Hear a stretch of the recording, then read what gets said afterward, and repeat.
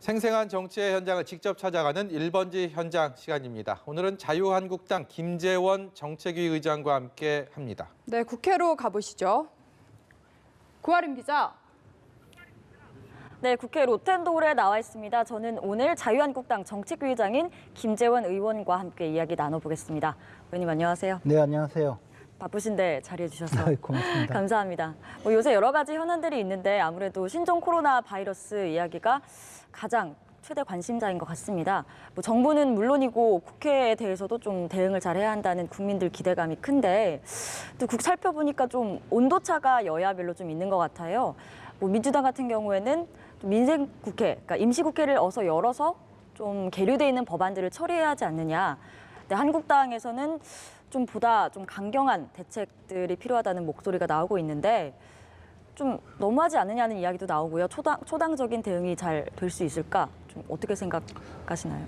일단 이제 신종 코로나 바이러스 감염 문제에 대해서는 우리 당도 최대한 적극적으로 최선을 다해서 정부 여당에 협조할 생각입니다. 그리고 현재도 감염 예방을 위한 여러 가지 조치라든가 또 더 나아가서 정부에서 진행하고 있는 그 예방 조치 또 방역 조치 더 나아가서 검역 조치에 우리 당도 협조할 수 있는 것은 모두 다 협조를 하고 있습니다. 다만 우리는 과거 메르스 사태를 겪으면서 이런 그 특정 그 전염병에 대해서 방역을 해온 그 경험이 있고 그러한 경험 가운데 지금 정부에서 추진하고 있는 여러 가지 대책이 너무나 안이하고 또 구멍이 숭숭 뚫려 있기 때문에 그에 대해서 조금 비판적인 시각을 갖고 있는 건 사실입니다. 그러나 어떤 형태로든 저희들이 적극적으로 도와주고 또 총체적으로 국정 전반에 대해서 이 그 방역 문제에 대해서만은 협조할 생각이 있습니다.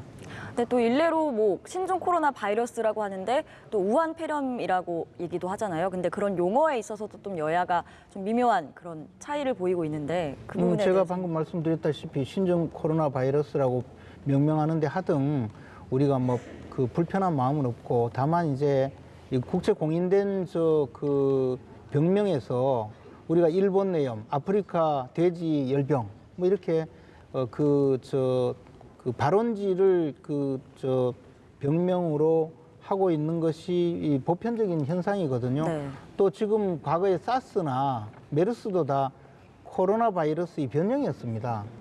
그 바이러스 변형인데 신종 그 코로나 바이러스 감염이라고 하면 이것은 사실 정확한 명칭은 아니다 이런 의미에서 그렇게 명명하시는 분도 있고 또 우리 당의 많은 분들은 그냥 신종 코로나 바이러스 감염이라고 하고 있습니다. 정부에서 그것을 명명하는 것에 자체를 반대하고 하는 것은 아닌데 다만 너무 중국에 대해서 할 말을 못하고 중국의 어떤 처치에 대해서 우리가 소극적으로 반응하는 것 아닌가 그것 때문에 좀 불만을 가지거나 좀 불안감을 갖고 있는 분들이 좀 계시죠.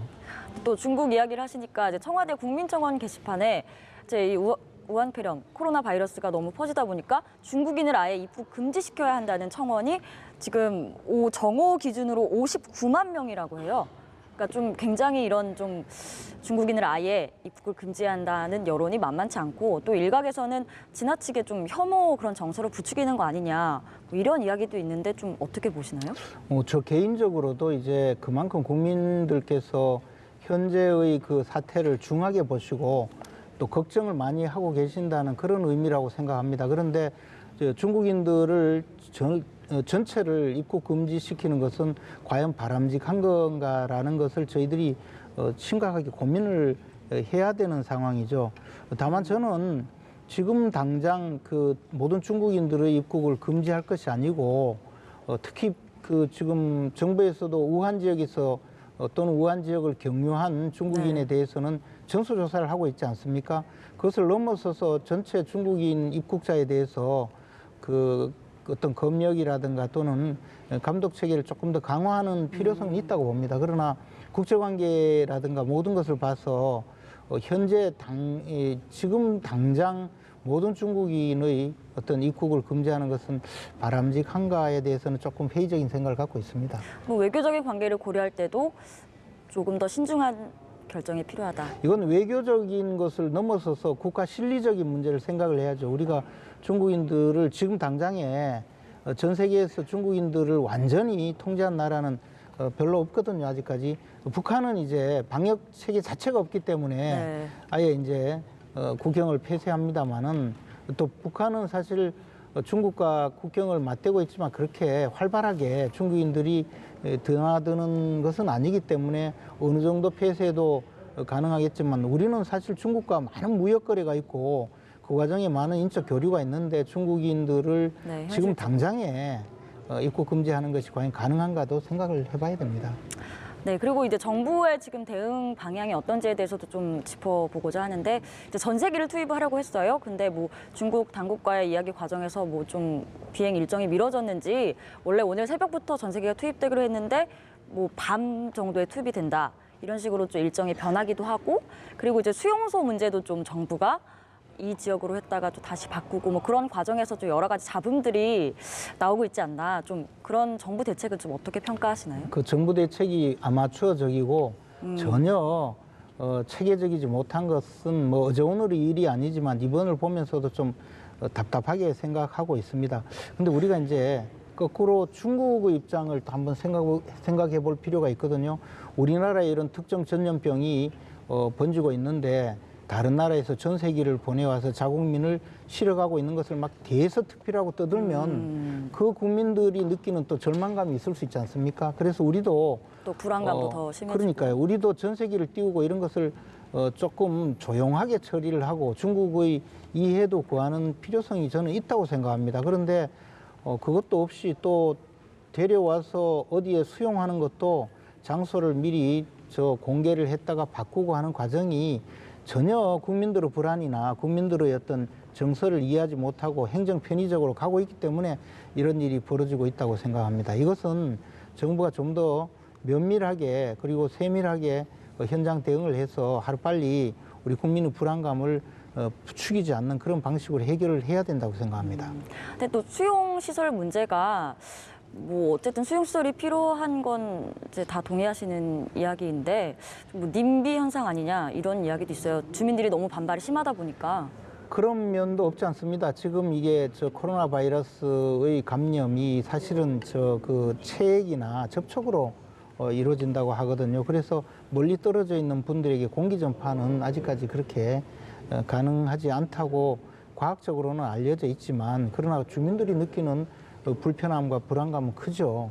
거기다가 또 저는 전혀 그렇게 결정한 것은 아니라고 확신을 갖고 있습니다만은 네. 여당 의원 지역구에서 야당 의원 지역구로 옮겼다 해서 또 많은 네. 그 비난이 있습니다. 그런 것이 이것이 이제 용의 주도하고 세밀하게 그런 계획을 세우지 않고 그냥 그 일회성 그 계획으로 또는 이제 위에서 시키니까 마구 그냥 순식간에 어떤 면밀한 검토 없이 의사결정을 하는 바람에 벌어지는 일이 아닌가 생각합니다.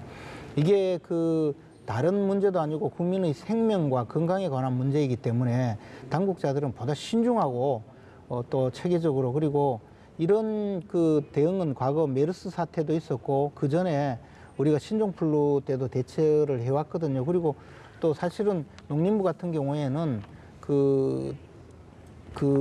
우리 가축들 그래서 뭐 구제역이라든가 조류독감이라든가 이런 전염병 방제를 많이 해왔습니다. 우리나라가. 그래서 이렇게 허둥대는 이유가 무엇인지 이해를 할 수 없을 정도입니다. 네, 뭐 초당적인 대응이나 뭐 정부도 좀 더 체계적인 대응이 필요할 것 같고요. 그렇습니다. 이제 다른 이야기로 좀 넘어가서 이제 총선 이야기를 안 할 수가 없죠.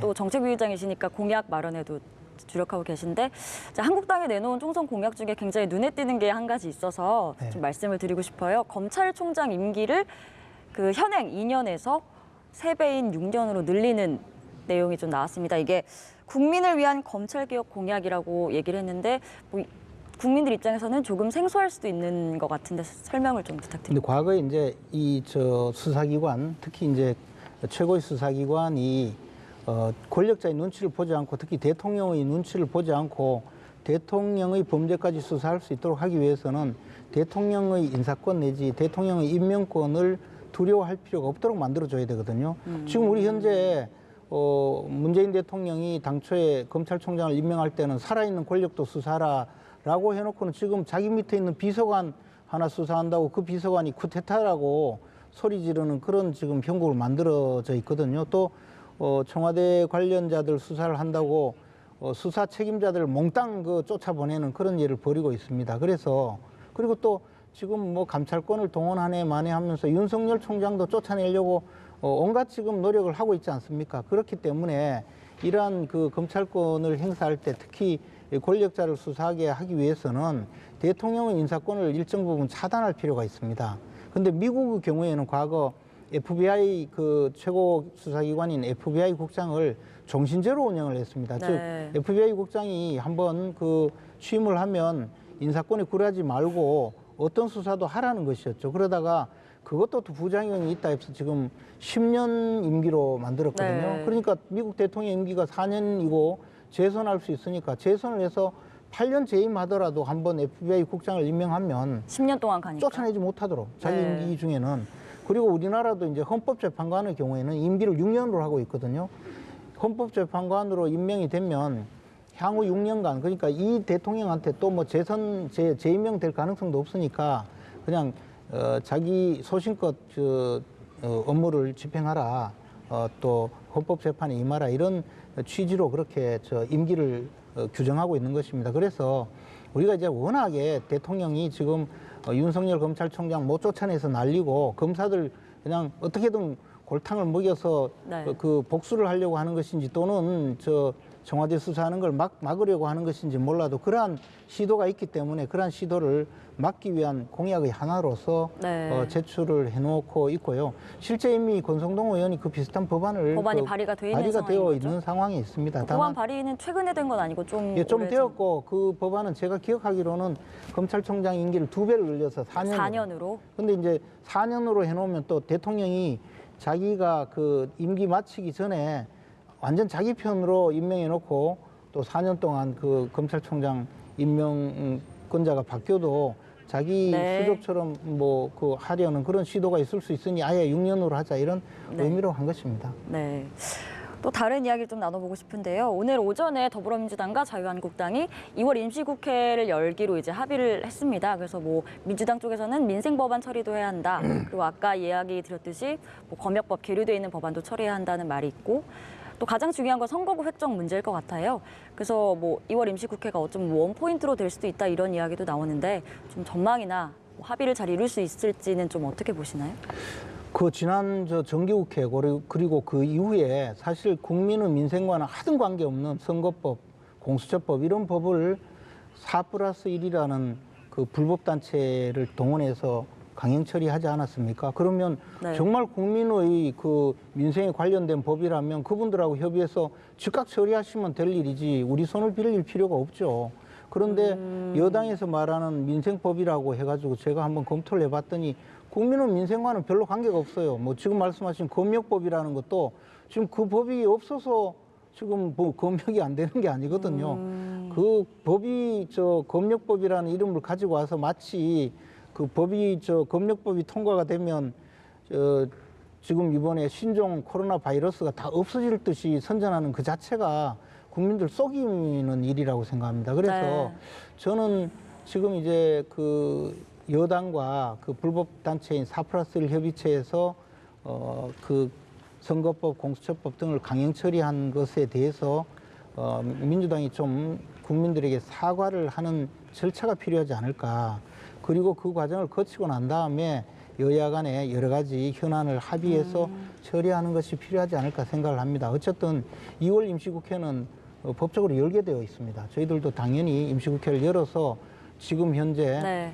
현 정부에서 저지른 검찰의 인사 대학살 문제 또 청와대 관계자들이 그 개입돼서 재작년 울산시장 선거에 개입해서 각종 불법 행위를 자행한 여러 가지 사안 그리고 또 여러 가지 비리 행위에 대해서 전부 다 국회에서 따지고 묻고 그리고 네.